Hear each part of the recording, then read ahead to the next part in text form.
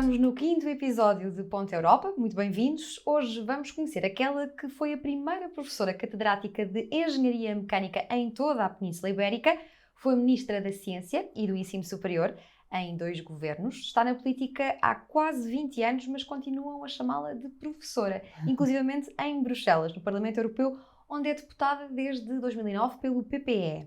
É natural de Beja, esteve em 63 países em missão e hoje está aqui connosco para que a possamos conhecer melhor. Muito bem-vinda, Maria da Graça Carvalho. Tem um currículo impressionante. Quando era estudante do Instituto Superior Técnico em Engenharia Mecânica, já tinha interesse pela política? Vislumbrava tudo aquilo que vinha por aí? Não, a política aconteceu por acaso. Nunca me interessei muito pela política enquanto estudante. Era muito focada nos estudos, fui sempre muito boa aluna. Aconteceu por um convite do Dr. Durão Barroso para integrar o governo. Aliás, não foi no início do governo, tinha saído o Ministro do Ensino Superior e da Ciência, era de certo modo urgente a sua substituição, estávamos no meio de uma crise com os alunos devido ao aumento das propinas, era preciso alguém para proceder a uma política de ação social em relação aos alunos para tentar ter uma aceitação maior por parte dos alunos do ensino superior em relação à política que o PSD tinha posto em relação às propinas. E foi nessa altura um pouco complicada que eu entrei para o governo como independente. E só depois é que gostei e me inscrevi no PSD, mas já depois de ser ministra. Até aí, e antes até do técnico, não se interessava muito por política? Não acompanhava? Acompanhava como uma pessoa normal que vê as notícias, aliás, apanhou o 25 de Abril. E portanto ninguém pode deixar de se interessar e de acompanhar, mas não tinha um interesse particular como atora política, isso não. Nem na família? Não, nem na minha família, não. Minha mãe é professora do liceu, meu pai arquiteto, ninguém na minha família era político, não. É muito curiosa e tem uma boa capacidade de adaptação, diria eu. Tenho. E gosto de aprender e eu acho que das melhores formas de aprender é viajar, isso é Mas porquê importante. Engenharia Mecânica? O que é que ele levou para essa área? Olha, eu gostava muito da física, não gostava de química, eu gostava de física e gostava de matemática, e eram as minhas 2 disciplinas de eleição e, portanto, a combinação das 2 seria engenharia. Portanto, química estava posta de parte, civil também, o meu pai era arquiteto, eu não gostava muito de ir a obras porque eu às vezes ia, até era alérgico ao pó e ficava com borbulhas e portanto eu achava que não... Excluí logo essa E para mim, que era uma ideia errada, mas para mim a engenharia civil era obra, mas não é só obra, é muito mais do que isso, mas pronto, era a ideia que eu tinha.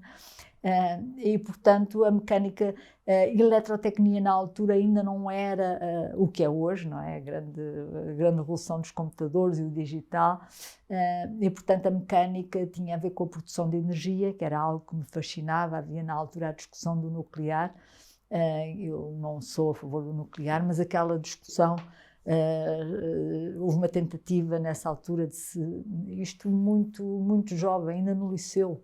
Eu segui com muita atenção uma discussão que estava a acontecer em Portugal sobre a possibilidade de se construir uma central nuclear a sul da Figueira da Foz, e eu segui os argumentos todos a favor, contra, e portanto não me dedicava, não era particularmente sensível à política, mas era este tipo de coisa. Aí o bichinho, sim. E portanto isso levou-me, lembro-me que um professor que já faleceu, que depois chegou a ser meu professor e meu colega, que era muito ativo, o professor Delgado Domingos, contra o nuclear, e eu gostava de o ouvir e dizia, este professor é de Engenharia Mecânica e aquilo.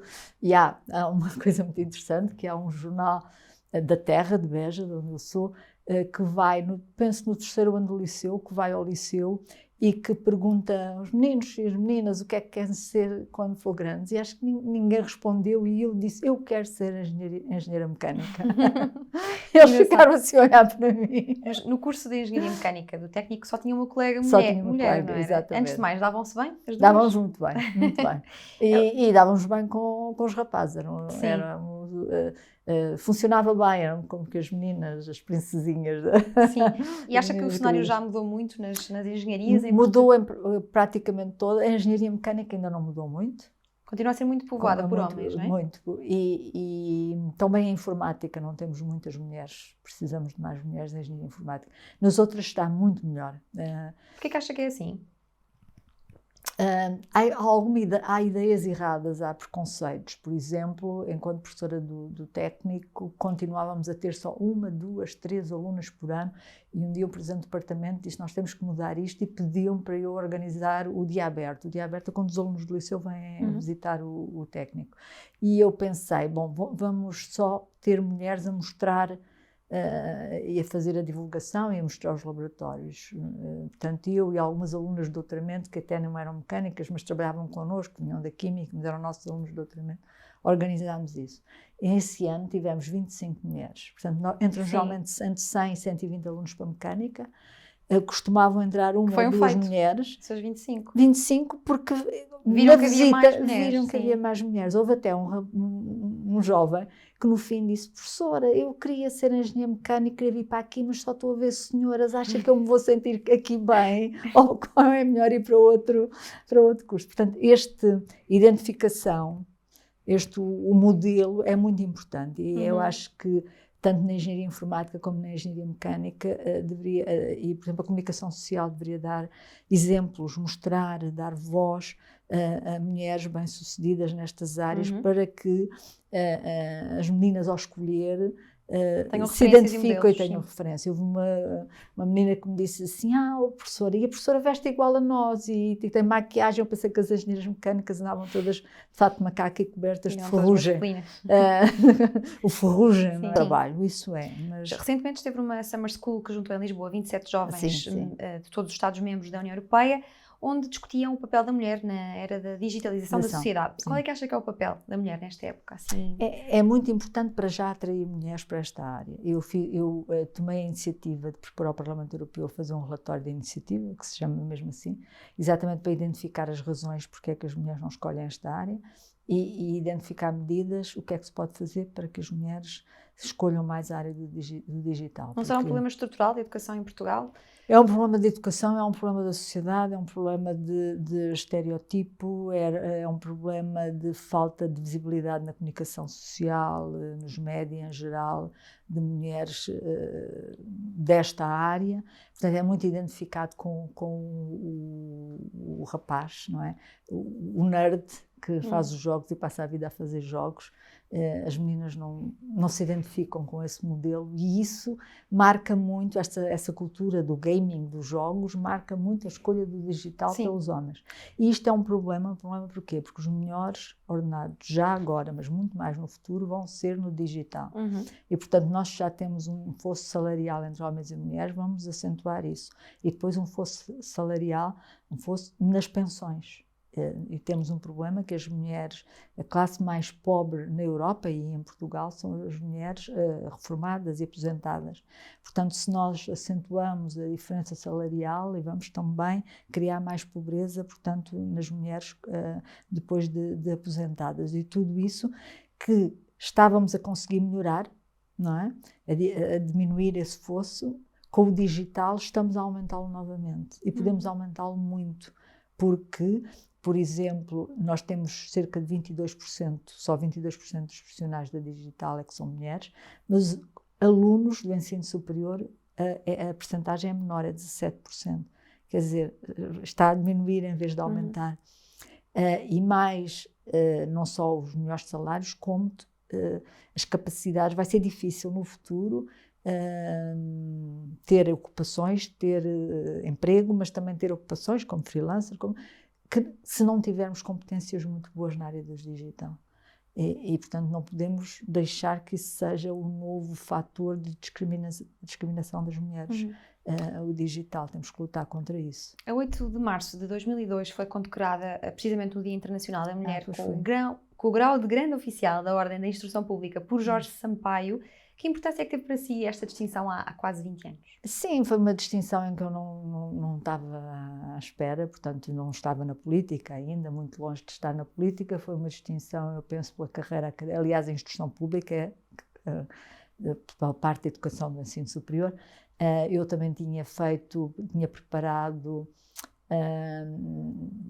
fui durante 6, 7 anos vice-presidente da Ordem dos Engenheiros, fiz toda a transformação da Ordem dos Engenheiros para o processo de Bolonha, tinha-me envolvido muito nas discussões como é que se fazia a transição da Universidade Portuguesa e do sistema de ensino superior para Bolonha.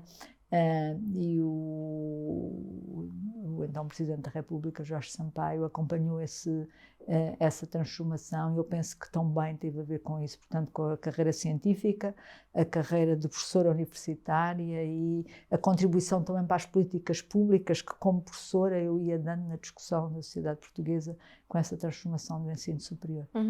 Ainda em relação à igualdade de género, o Fórum Económico Mundial lançou um relatório sobre a desigualdade entre homens e mulheres e sobre quanto tempo é que vai demorar até que esta desigualdade se esbata. O relatório deste ano diz que são precisos 267 anos para que a desigualdade económica entre homens e mulheres se esbata e 145 para que se esbata a desigualdade política. Isto quer dizer que nem eu, nem a Maria da Graça estaremos cá para ver esta igualdade acontecer. Acha que os nossos esforços de hoje vão ajudar a que estes números possam baixar de alguma forma? Acho que sim, e é por isso que nós estamos a lutar. Como lhe disse, este relatório de desigualdade de género aponta para uma série pede à Comissão e ao Conselho uma série de medidas, e aos Estados-membros, não é? Uma série de medidas para ultrapassar a desigualdade na área digital, mas há outros exemplos. Eu sou também relatora pelo PPE das cotas na diretiva das mulheres nos conselhos de administração das empresas cotadas em bolsa, porque aí são praticamente só homens, não é?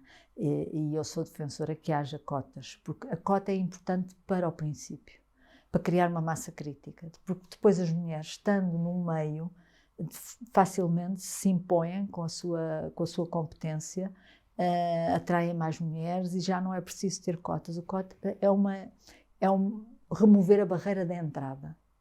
E eu espero que e mostra que os países que têm cotas em relação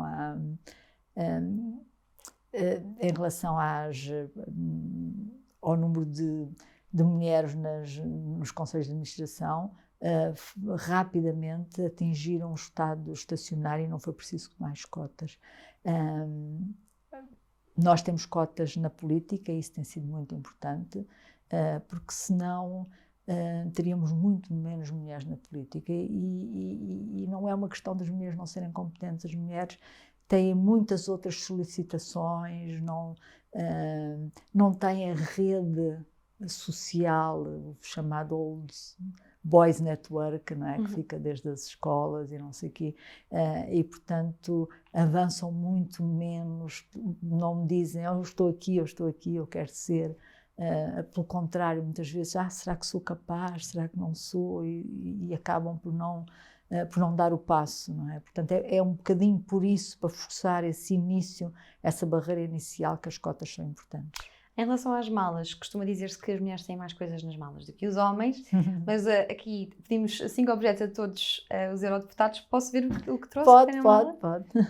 Eu não faço muitas compras quando viajo. Ok, mas faço algumas. Então, gosto de artesanato local. Esse é muito engraçado. Isso foi África do Sul.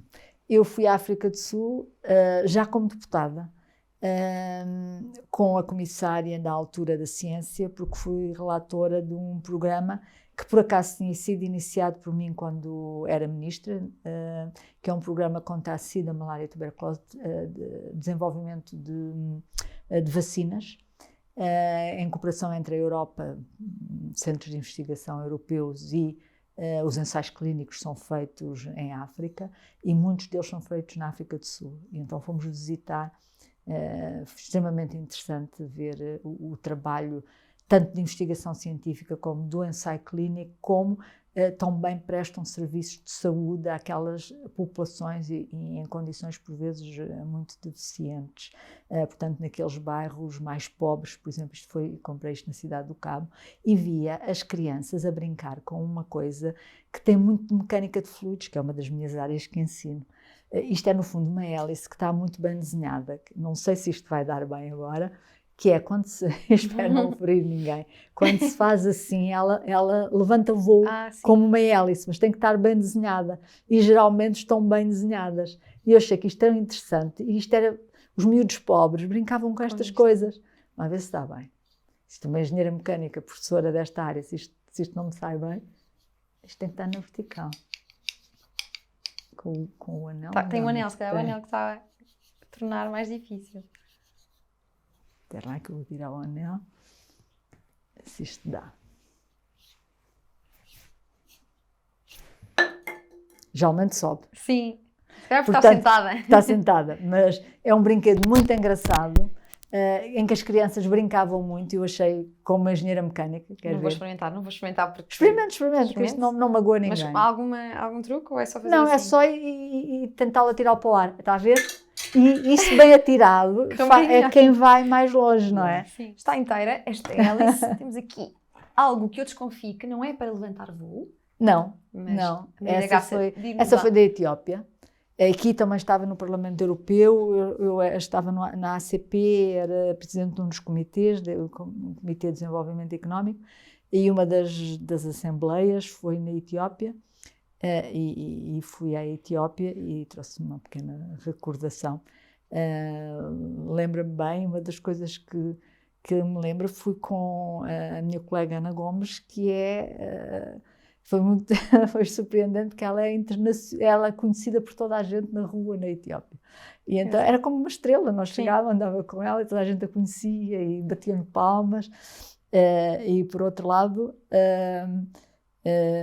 na altura havia vários casos que estavam a passar de corrupção no país, e a Ana imediatamente denunciou esses casos. Eu lembro-me de ter pensado, bom, o que é que nos vai acontecer? E de lhe ter dito, Ana, o que é que nos vai acontecer? E uma coisa que ela me disse, nunca mais me esqueço, é que nós estamos em melhores condições de denunciar, que não podemos ter medo, e que estamos muito melhor posicionados para denunciar todas estas questões do que as pessoas normais, e é a nossa missão fazê-lo. E eu lembro-me sempre dessas palavras e faço. Sim. E eu tenho feito muito neste momento quanto à Bielorrússia, o que está a passar no Afeganistão, na Bielorrússia, e penso sempre, quem lá está muito piores condições, e eu não posso ter receio, eu tenho as condições para o fazer, e portanto, e lembro-me desta conversa, e foi logo do princípio que eu comecei no Parlamento Europeu. Exatamente. E aqui? Brasil. Que país? Brasil. Qual é a história desta? Esta é de uma artista, mas de artesanato. Fui com a minha comissão ITRA, da Indústria, Investigação Científica e Energia. Fizeram uma missão ao Brasil.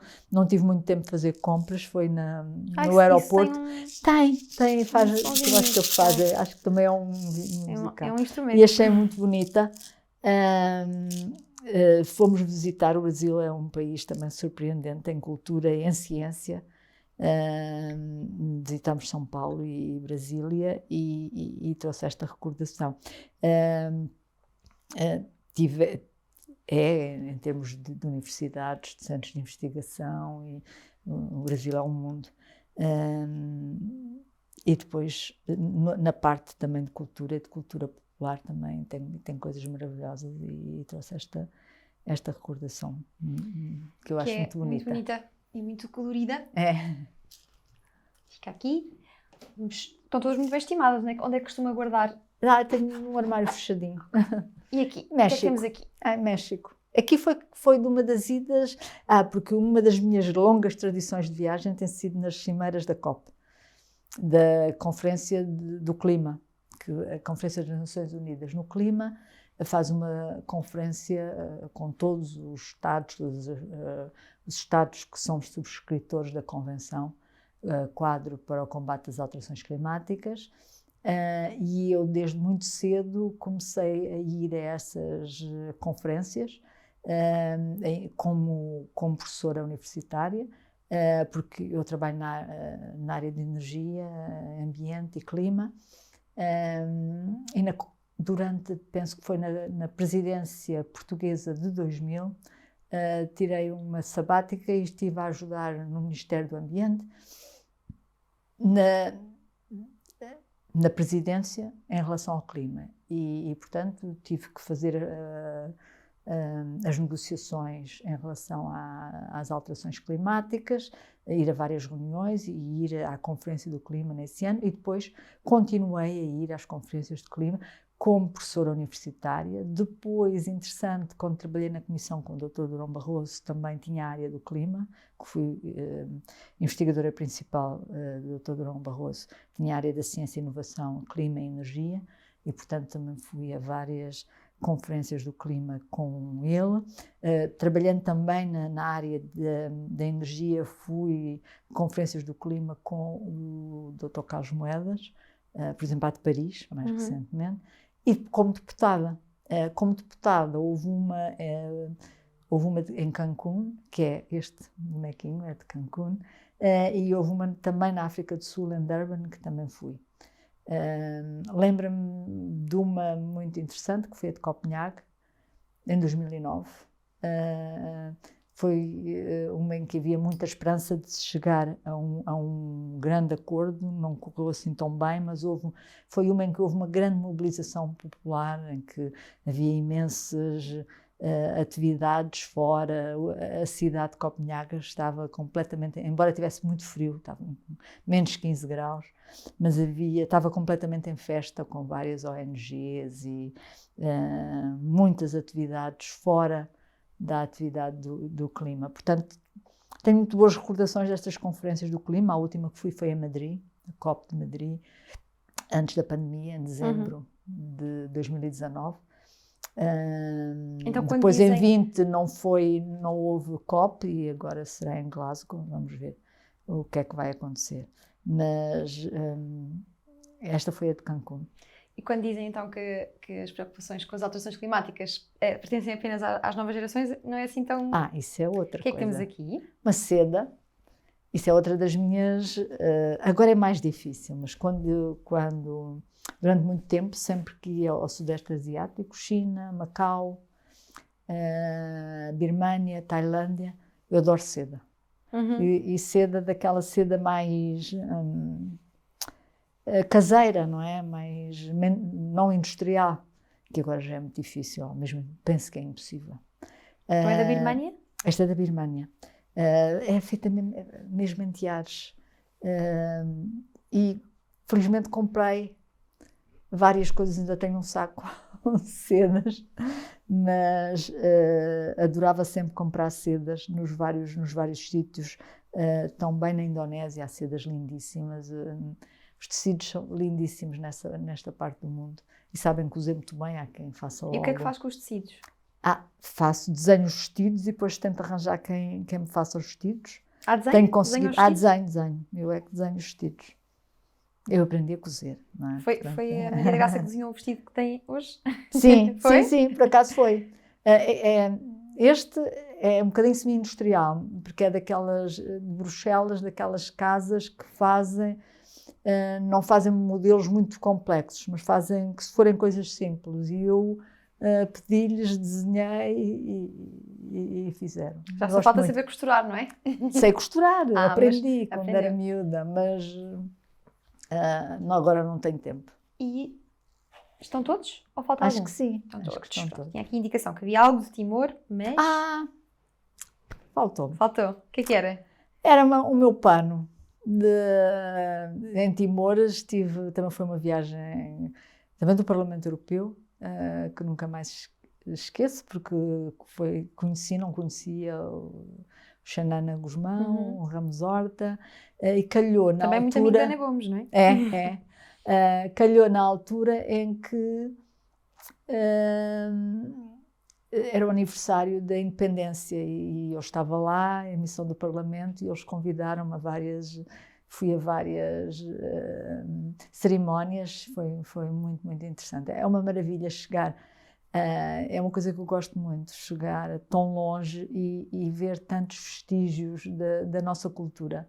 É muito interessante e isso acontece por todo o mundo. Então vamos agora deixar esta mala e vamos para longe, vamos para a China, para Wuhan, já aqui falou dessa viagem. Agora vamos para mais perto, para o Reino Unido. Há alguns anos foi representar a Academia de Engenharia Europeia e mais uma vez era a única mulher, mas ao contrário de Margaret Thatcher conseguiu entrar. Como é que conseguiu entrar? Não, isso foi jantar, porque tinham combinado, na Academia da Engenharia, na Engenharia em geral já há muitas mulheres, mas na Academia, como geralmente é no topo da carreira, ainda é dominado por homens. E aquela reunião, disseram que era a primeira vez que ia uma mulher representar uma das academias.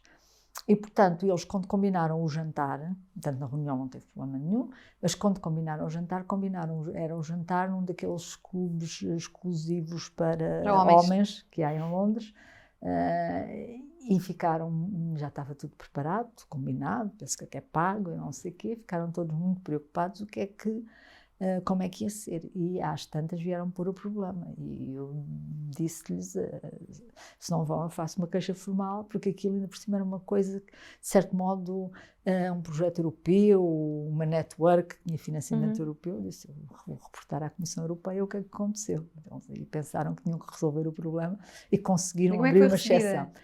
Muito bem. Eu depois percebi... Não teve medo, inseguranças?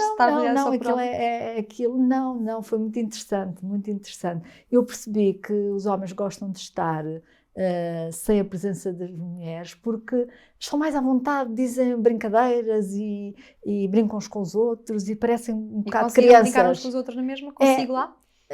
Sim, acharam piada, ficaram, mas parece um bocadinho... Foi one of the guys nessa noite. Pois, parece um bocadinho o jardim-escola. A pessoa pensa que vai ser uma coisa muito... Não, eles estão ali como se estivessem no... E penso que se tivessem mulheres tinham que se comportar melhor, não é? Sim. Portanto, e aquilo é um clube, eles contam que é um clube para quem está no topo da sociedade. Na universidade é para o reitor, na empresa é para o CEO, e portanto também no mesmo espírito para que não haja pessoas que vão para lá tentar subir, fazer carreira, fazer networking para subir na sua carreira. Então, para eles estarem completamente à vontade, é só o top da sociedade, a nata da nata, e não há mulheres. Mas agora já... não, continua a não ver, aquilo foi exceção, não. Continua a ser as mesmas regras. Porque mais ninguém... E só me dizia o manager que nos recebeu, só me dizia, olha, que a senhora Thatcher quis sempre vir cá e nunca conseguiu. Porque não ameaçou uma queixa formal. Não ameaçou a comissão, não. Agora vamos aqui apressar o ritmo, vamos entrar numa rubrica de perguntas rápidas. Eu vou-lhe fazer algumas perguntas, vai responder o mais rápido que puder, assim, olhar para aquela câmara. Terra ou mar? Mar. Durão Barroso ou Santana Lopes? Essa é difícil, porque eu trabalhei com os dois. Durão Barroso. Eurodeputada ou ministra? Essa também é difícil, gosto dos dois, diferente. Eurodeputada trabalha-se com maior tranquilidade. Ministra tem-se mais ação e poder. Mais pressão também, imagino. É muito mais pressão, todos os dias. Mas gostei de ser ministra. Ministra ou professora? Não, professora. Professora ou eurodeputada? Professora, sou professora. Sim. David Sassoli ou António Tajani? Essa é tão difícil. Não, são os dois. Ursula von der Leyen ou Jean-Claude Juncker? Não, Ursula von der Leyen, aí é fácil. É? É outra vez... É uma mulher, mas não é só por ser mulher, é uma mulher que me dá confiança, com um espírito científico, com racional, com pragmática, mãe de 7 filhos, portanto sabe bem o que é importante e o que é acessório. Não, gosto muito. É um bocadinho também a imagem da senhora Merkel. Há poucas pessoas que sabem o que é importante e o que é acessório? Há muitos homens que não sabem o que é importante, o que é acessório, perdem-se imenso tempo com coisas acessórias.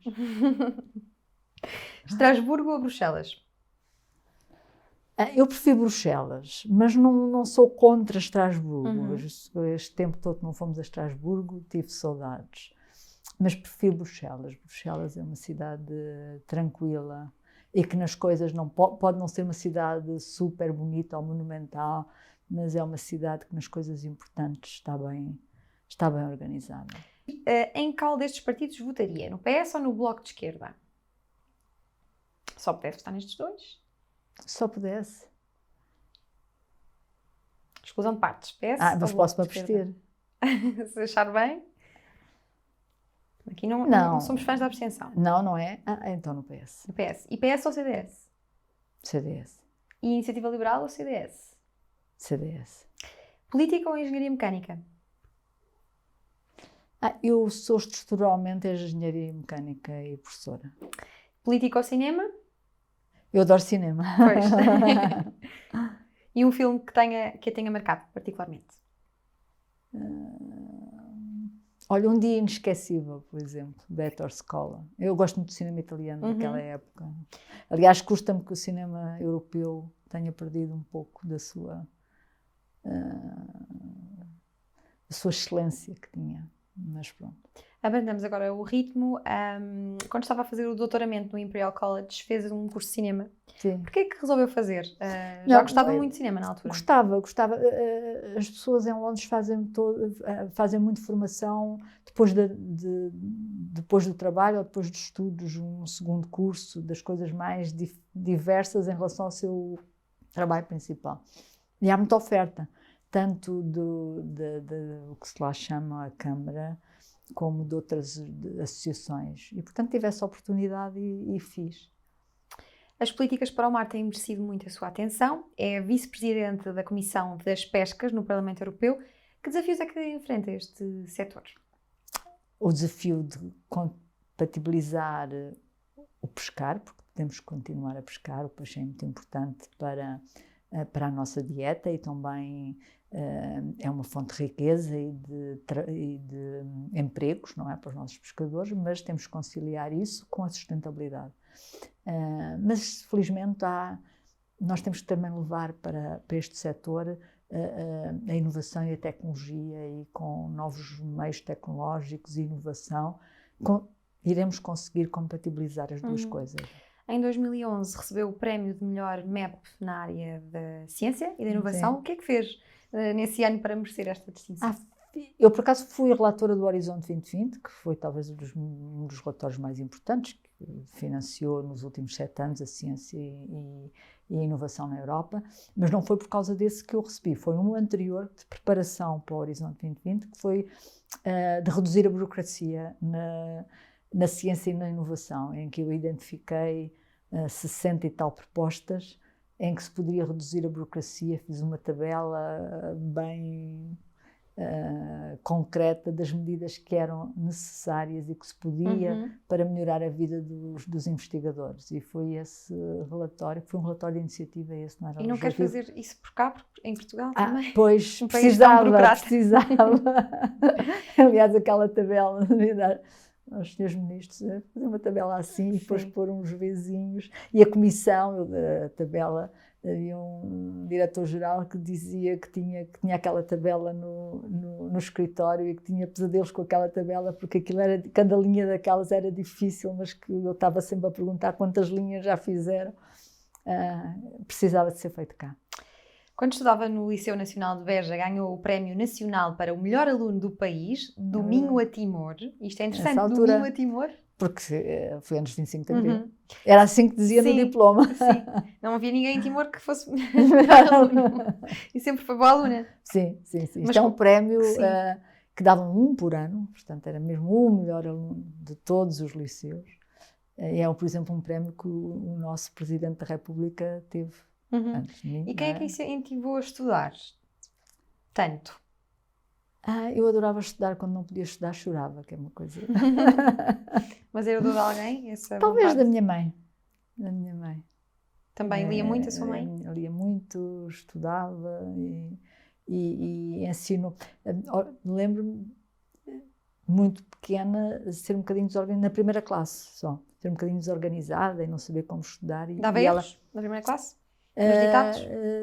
Ao princípio dava e era desarrumada e não sabia muito bem como organizar o estudo, e ela organizou-me ali o estudo e eu entrei logo e nunca mais deixei. Portanto, este princípio é muito importante nos primeiros anos, o ensinar às crianças os métodos de estudo, as formas de se organizarem. É de pequenino que se torce o pepino, já se costuma dizer. Média. Como é que consome informação? Como é que sabe o que é que se passa no mundo? Vai à banca, lê os jornais em papel ou já se rendeu ao digital? Digital. Tem assinatura dos jornais? Tenho. E anda nas redes sociais? Sim, todas. Qual é que gosta mais? Onde é que a podemos apanhar? Eu sou... É uma geek das redes. Sou. Twitter, Facebook, Instagram. TikTok. TikTok também tem. Também tem? Tá, claro. Eu não tenho já há muito TikTok. tempo. Engraçado. Continua muito ligada a Beja? Vai visitar sim. Beja muitas vezes? Sim. Quando é que foi a última vez que lá foi? 15 dias, por aí. E vai voltar em breve? Sim. E vai levar esta mala, vai levar estes objetos que trouxe ou estão consigo em Bruxelas? Estão aqui em Lisboa. Ok, muito obrigada, Maria da Graça, por nos ter aberto a mala. Vou aqui fechá-la e desejar boas viagens, as próximas que quiser. Muito obrigada. Muito obrigada.